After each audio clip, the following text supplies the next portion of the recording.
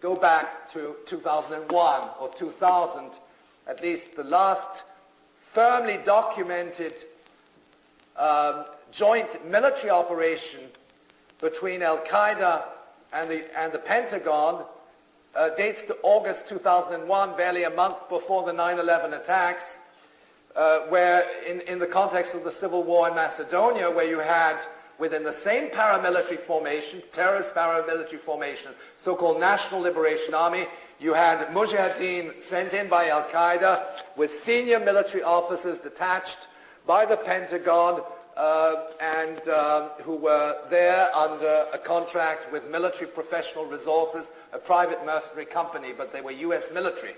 Okay? And they were working together. We have the photographs and we have statements by the Macedonian Prime Minister which actually accuses the United States of supporting terrorism. And there's absolutely no doubt that these things took place. And we have congressional records and so on. Okay? And in that process, and that's very important, it's outlined in the diagram, there is a long-standing historical relationship between Al-Qaeda and the Pakistan's Inter-Services Intelligence, the ISI. Now, the ISI was essentially the go-between in the operation launched in the early 80s, first under Carter, then under Reagan. Several secret directives were issued, national security decision directives were issued under Reagan to provide support to the Islamic brigades, and it was done through Pakistan's Inter-Services Intelligence, acting as a go-between. So that in a sense, Pakistan's Inter-Services Intelligence has always acted in a sense as a subsidiary of the CIA. And that relationship, incidentally, was never severed. The relationship between Pakistan's ISI and the CIA has never been severed. And on the other hand, Pakistan's ISI continues to this date to support Islamic terrorist organizations in different parts of the Middle East and Southeast Asia, even in the western province of China. And they are doing this on behalf of their counterparts in the CIA. Okay, the ISI is leading these covert operations, terrorist organizations, in favor of terrorist organizations, and they're doing it while maintaining very close bilateral ties with their U.S. counterparts in Langley, namely the CIA. That background has to be understood. Now, we have reason to believe that Pakistan's ISI is part of the 9/11 conspiracy. And this is not, and at the same time, Pakistan's ISI has links to the CIA and to the Pentagon. In late September 2001, there was an FBI report to the fact that that unnamed sources in Pakistan were financing the terrorists, Al-Qaeda. The relationship is documented by other sources, including the Council on Foreign Relations. But then that statement by the FBI was then later confirmed that the money transfers which were sent out of Pakistan by the ISI had been ordered by the head of the agency, General Mahmoud Ahmad. In other words, the FBI confirms that there was an undercover role whereby Pakistan's Inter-Services Intelligence transferred money to the ringleader of the 9/11 attacks, Mohammed Atta. This came out in the press reports, the report itself was commented on network television. And they speak in the FBI report of the money man, the mastermind, the financiers behind the terrorists.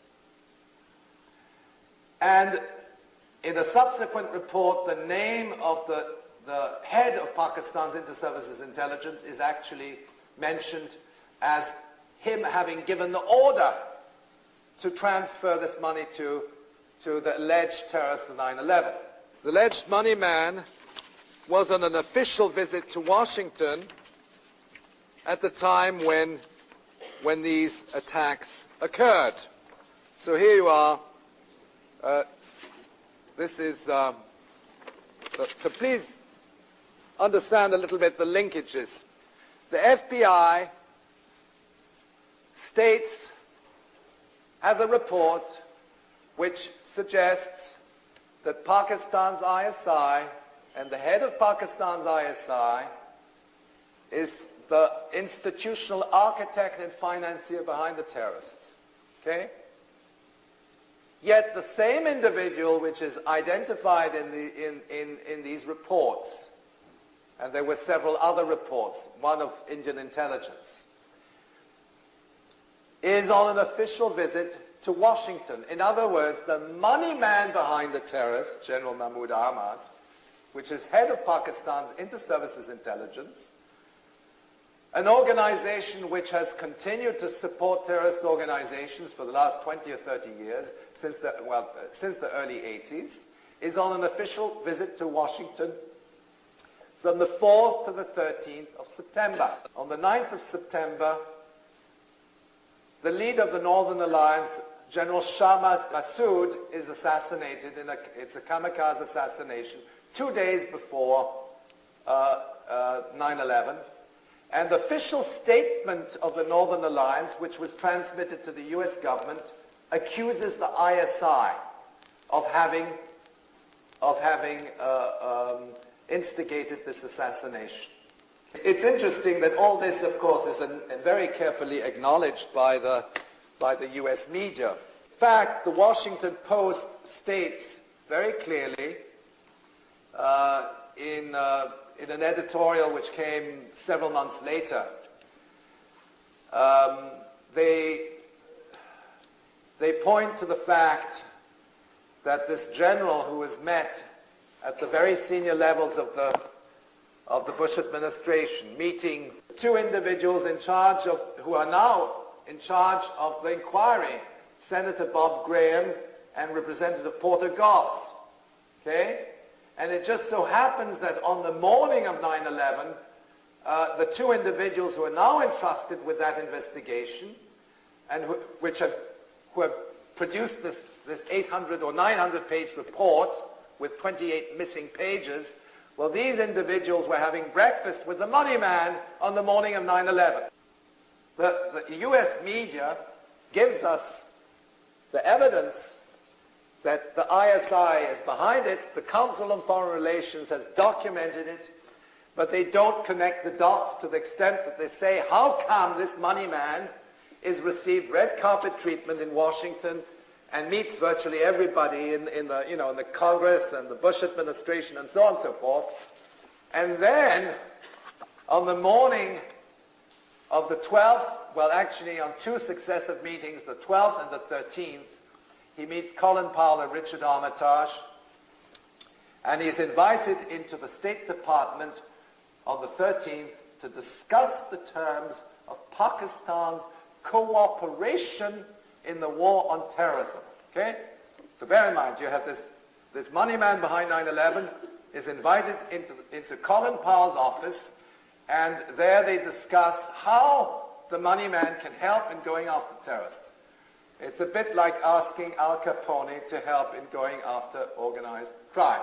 It's the same, it's the same procedure, but in other words, Pakistan's inter-services intelligence, which is the institution behind these terrorist organizations, is also the organization which ultimately is going to serve the interests of the US government in going after the terrorists.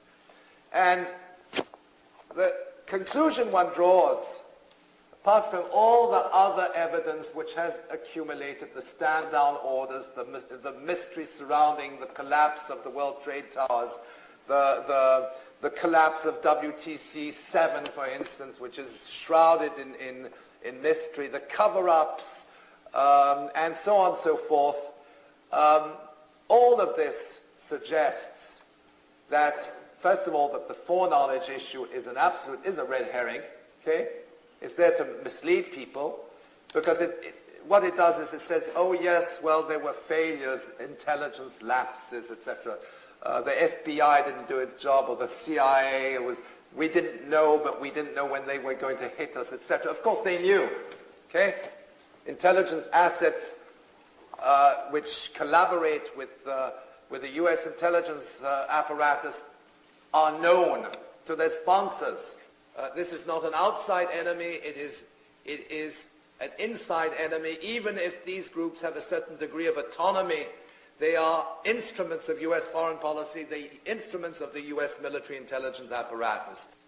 On the 10th of September, Osama bin Laden was admitted to the military hospital in Rawalpindi, Pakistan. Now, anybody who's been to Rawalpindi knows that it's swarming with U.S. military advisors. Okay, the whole place it's the base of the Pakistani military and so on. And nobody of that stature, Osama bin Laden, would be able to enter into the hospital without some connections at the very senior levels of the military intelligence apparatus. And of course, you can always claim the reward. Okay? Now, that piece of news, of course, very, very important, because it refutes all the statements made by Donald Rumsfeld, who says, well, we don't know where he is. It's like looking for a needle in a stack of hay. You've heard that several times, right? Says, well, we don't know. Maybe he's in Afghanistan. We don't know where he is. Well, this report confirms, and I think it's a reliable report, because it's my favorite anchorman, Dan Rather. CBS News, reporting from Rawalpindi, Pakistan.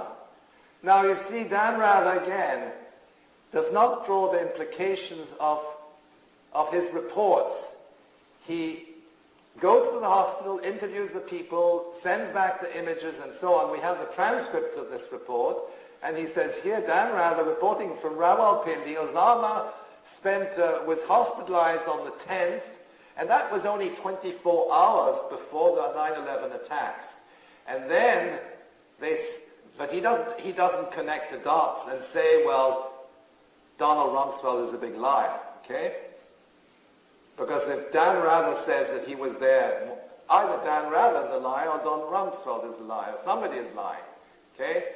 But if Osama was there one day before these attacks, we could have gone in and arrested him in his hospital bed in Rawalpindi, and this would have saved a lot of time and energy and so on and so forth. But obviously that was not part of the agenda which the U.S. military intelligence establishment want to achieve. So what these incidents suggest is, in effect, that the whereabouts of Osama bin Laden, this mythical figure, are known to the intelligence community, have always been known. He could have been arrested on numerous occasions. The history suggests that Al-Qaeda is an organization which was created by the CIA, and that those links have been sustained ever since. And it makes a tremendous difference in the way we understand these events. We have to understand that the war on terrorism is